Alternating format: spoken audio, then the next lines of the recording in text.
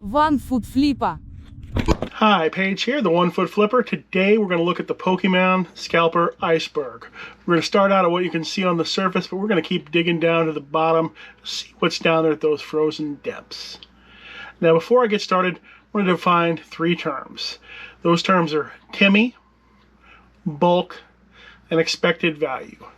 Now, Timmy, he's an excitable fan of any age who is obsessed with the product, and he tends to make poor decisions. Timmy could be a teenager, Timmy could be a 47-year-old woman. It doesn't matter as long as they act the same. Now, expected value is the average value that you would expect the single cards inside the sealed product to be worth. This is actually pretty easy to calculate, as every Pokemon card has a constantly tracked market value. Pikastocks.com aggregates data from TCG Player, which is up to the minute. And the contents and distributions of the various packs are well documented, and even when the odds or the distributions in the pack changes, the new odds and distributions are quickly figured out by the box breakers and others who open a lot of sealed product. And finally, bulk is a card of such low value that it's generally not worth creating its own eBay listing or trying to sell all by itself. Most defined $3 as the cutoff level for bulk. Like if you're selling your cards to a store, they might say that every card under $3 is bulk. Alright, let's start at the tip of the iceberg. The Pokemon scalpers are ruining the Pokemon hobby for children by buying up all the products and selling them at a much higher price online. You can't even find anything in the stores. They sweep the shelves clean as soon as they're restocked. And you see countless memes on Facebook about Pokemon scalpers. And from time to time, you indeed yourself might come across those empty shelves at Walmart. Now, that is the base, and that's what most people see and believe. But let's just dig a little bit deeper. Did you know those empty shelves are not always a sign of scalping? Pokemon cards are one of the most stolen items in stores like Walmart. They don't stock them near the front of the store just so kids can beg for them. They stock them there so they can keep a better eye on them. Anyone who has ever worked in a card store can probably tell you how people selling Pokemon cards to the store often seem to be pretty sketchy. You'd have the same people selling cards to the store every week, week after week, while never buying any cards, or ever showing up to any tournaments or anything like that. And you know what? Anything that attracts 12-year-olds and can be shoved into a coat pocket is a prime target for theft. Combine this with the normal sales, and the shelves may indeed be empty, despite the fact that there's no actual shortage. Go ahead and when you see that empty shelf, you want Pokemon stuff, go to your local card store. I promise you, they have sealed product in stock of some sort. A little bit deeper. You know, kids can't even get Happy Meals if they have Pokemon cards in them. Here's the thing. Every few years, McDonald's or Burger King or some other fast food place will have Pokemon cards as the prize in their kids' meals. And without fail, a bunch of grown-ass adult Timmies will start buying kids' meals to get the cards. The younger ones will steal the entire cases of cards from the fast food place they work at, or otherwise do things to make them run out in short order. This is 100% true. It's also the stupidest thing in the entire world. You know how I can tell 100% sure that this year's McDonald's Happy Meal Pokemon cards will be worthless a year later? It's because every single fast food Pokemon ever printed is bulk today, going back to the original Burger King ones in the classic era. If the old ones never gained any value, the new ones aren't going to anyway. They are some of the most common cards ever produced, because many of them go to people who would have never even purchased Pokemon cards in the first place. Let's go a little deeper. You know that most scalpers make little to no money in the long term? You see, most of your scalpers are Timmies. They're more interested in the cards and somehow making money off the cards than they are in making money on its own. Thus, they almost all lose in the long run. Literally, almost none of them are registered as a business, so they're all paying sales tax on their purchases right off the bat. And that puts them 10% underwater immediately, day one. And since it's nearly impossible to sell a Pokemon product above price to anyone out in the real physical world, they've got to sell them online, which means they've got to sell their finds on eBay or TCG Player, which is also going to take a cut, and then they're going to have to pay to ship the stuff. Sealed Pokemon products usually do operate in a free ship environment, but even if that's not your model, it's still, the shipping cost is still there one way or the other. So Timmy is underwater 25% plus the cost of shipping on that product the minute he purchases it. All it takes is one major marketplace adjustment in price or one bad retail buy to wipe out months of profits for these guys. And that isn't even getting into the fact that it's a relatively high amount of labor for relatively low and very risky returns. Let's go a little deeper. You know that kids are not the end market for most Pokemon cards. Most cards are purchased for adults and by adults.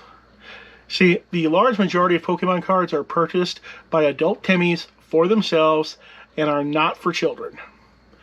It is adults that are throwing fits over the latest release or opening 9 boxes to get a fat Pikachu. Kids are generally happy to get a shiny card in the first place, and the pit of shiny cards is bottomless. I have at least 4,000 of them right over there on a shelf if you need any. You will never be unable to purchase Pokemon cards for children. This is all about adults, not about the kids at all. Let's go a little deeper. You know Pokemon's a game, right? But here's the thing. No one plays the game. It is indeed a functional collectible card game, so you'd think that changes in the game, what's going on at the latest Pokemon tournament, or other game-related things would have a major effect on card values. But they don't. The percentage of collectors who actually play the game is so laughably small that the game has almost no effect on the prices of the cards. You see those super expensive Mega Sketch Garbanzo Bean Scratch and Sniff rares that Timmy is pooping his pants over? Those cards don't see play in the actual competitive game. The energy and utility cards that would make up 80% of the price of a deck in Magic the Gathering, or in any other card game, they're all worthless in Pokemon, because Pokemon collectors only want to see cards with pretty Pokemon on them, and they don't care about anything else. A couple of days ago, I was shipping out something in a large bubble mailer when I realized, oh my goodness, I'm almost out of large bubble mailers. This could be an emergency. But you know what? It wasn't. I logged on to GyroPack. I ordered large bubble mailers in, but they were here before I knew it. Now, sometimes my sales will go up, my sales will go down, but you know what always stays the same for me is GyroPack.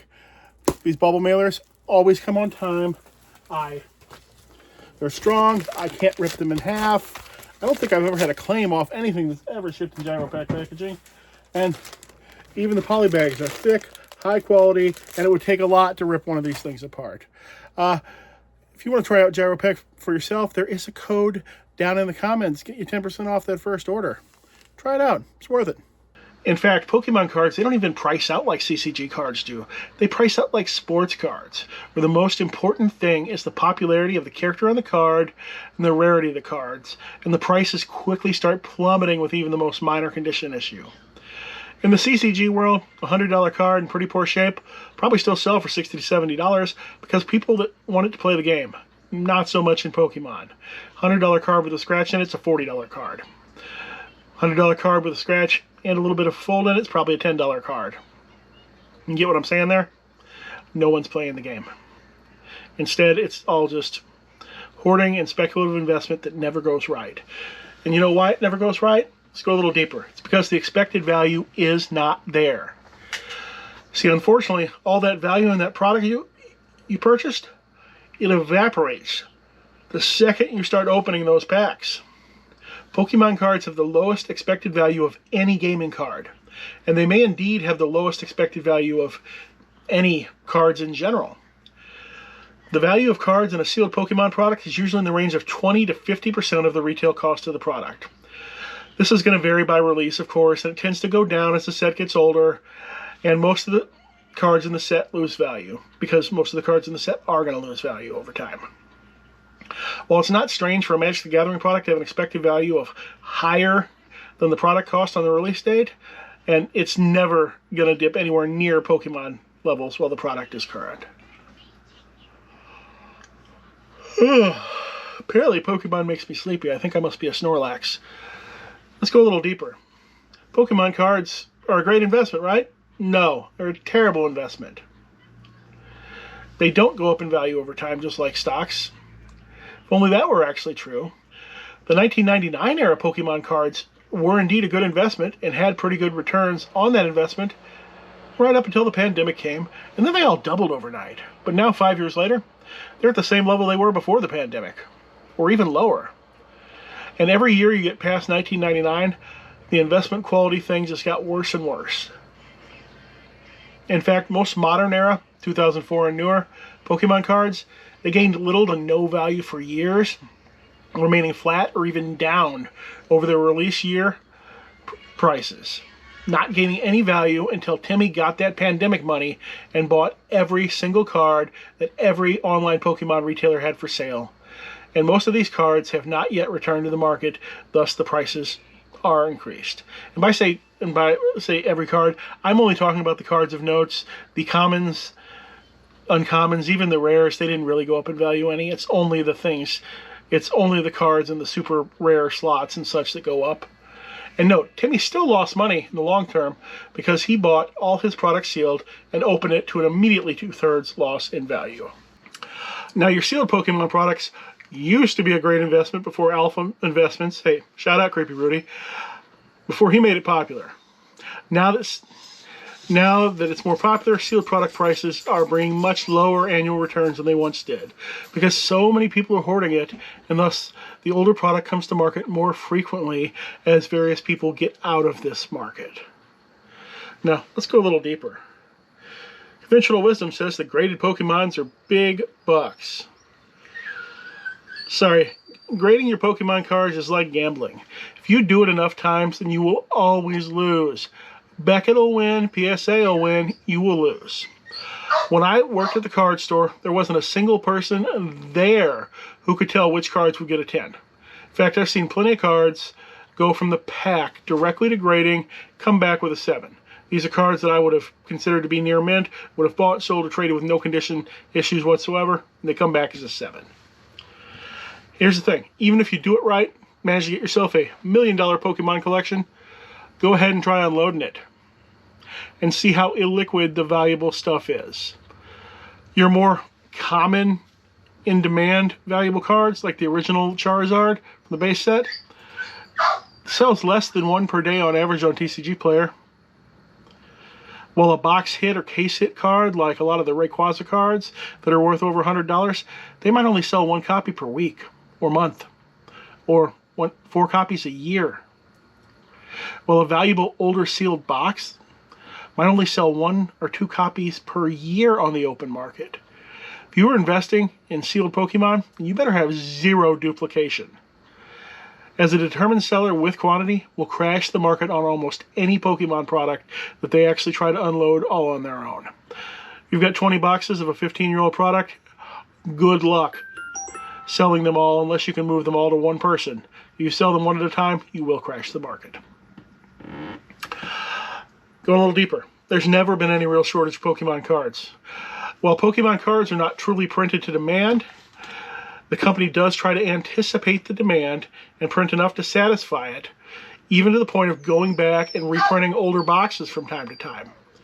And any shortage of a mainstream current product is temporary. As for the cards themselves, there can never be a true shortage of cards. They are printing an endless amount of cards that stay around forever. Who throws Pokemon cards away?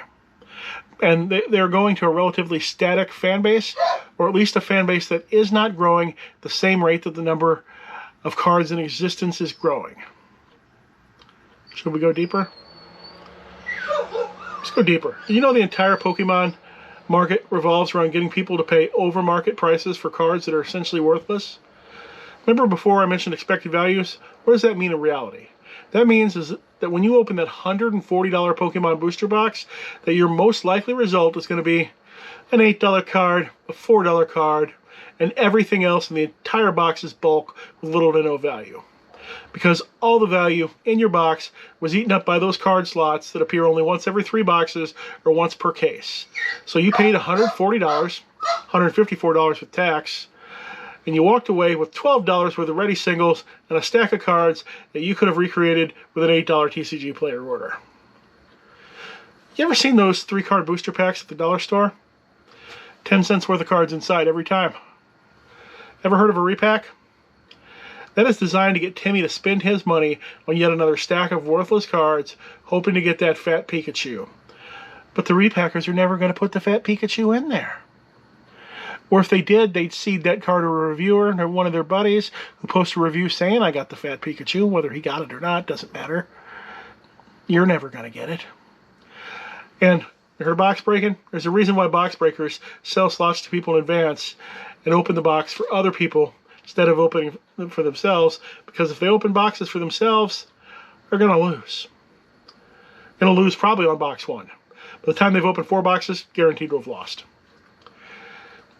Let's go a little deeper. The entire Pokemon secondary market is highly likely to crash at some point. In fact, there's signs of it happening right now, but that could just be a temporary dip. Every single card that I researched for this video had a huge drop in price over the last 6 weeks, but that could be temporary. You see, the original Pokemon kids, they're getting close to their peak earning years right now, and there's a very high likelihood that many of them are going to age out of that hobby and liquidate these cards. This is a children's franchise after all. And Jerry, he might decide, instead of buying himself another Pikachu for his 50th birthday, he's going to go ahead and buy himself that 84 5.0 Mustang convertible for his 50th birthday instead. You know, the one he didn't have in high school? And he's going to unload all his Charizards to pay for it. And there are thousands of Jerrys out there with high dollar collections that they probably feel like they relate to less and less over the years. They're not watching the cartoons anymore. None of their friends are into Pokemon. They don't even have a Nintendo Switch, much less the hundreds of hours to invest in the latest Pokemon games anymore. They're working overtime to try to put their kids through college. At some point, they're going to start moving on from it, and then these values are going to start plummeting. All right, let's get down to the deep bottom. Pokemon scalping is specifically engineered by the company to create a sense of urgency about their product. Now, as I said earlier, Pokemon normally purposely tries to print the correct amount of cards because they want all the sales they can get. Scalpers don't make them money. People buying from them make them money. However, they still want to create that sense of urgency. To do this, they make certain products that are specifically designed so people will wipe the store shelves out of them, resell them for higher prices, and drive this narrative of artificial scarcity of Pokemon cards. Now, how these products will work is that your dog will continue to bark in the background at the peak point of your video because your daughter's outside on her scooter because she's 13 and she's already aged out of her Pokemon cards. Now, these products will universally contain booster packs that are worth more than the cost of the product. But these products will only be made in limited numbers. While it's normally a bad buy to try to scalp Pokemon, it's a sure thing when that $30 box has $65 worth of booster packs inside it. Sometimes you'll even get a promo card or two as well. You can stick it right next to your fat Pikachu in your binder. So those products will get wiped off the shelf 100%. More news stories get generated about Pokemon scalpers, and it creates a sense of urgency to Timmy to go out there to Walmart and buy or steal the latest Pokemon product before it's gone. Thanks for following me all the way to the bottom of the iceberg. This is Paige, the 1 Foot Flipper. Hope to see you again soon.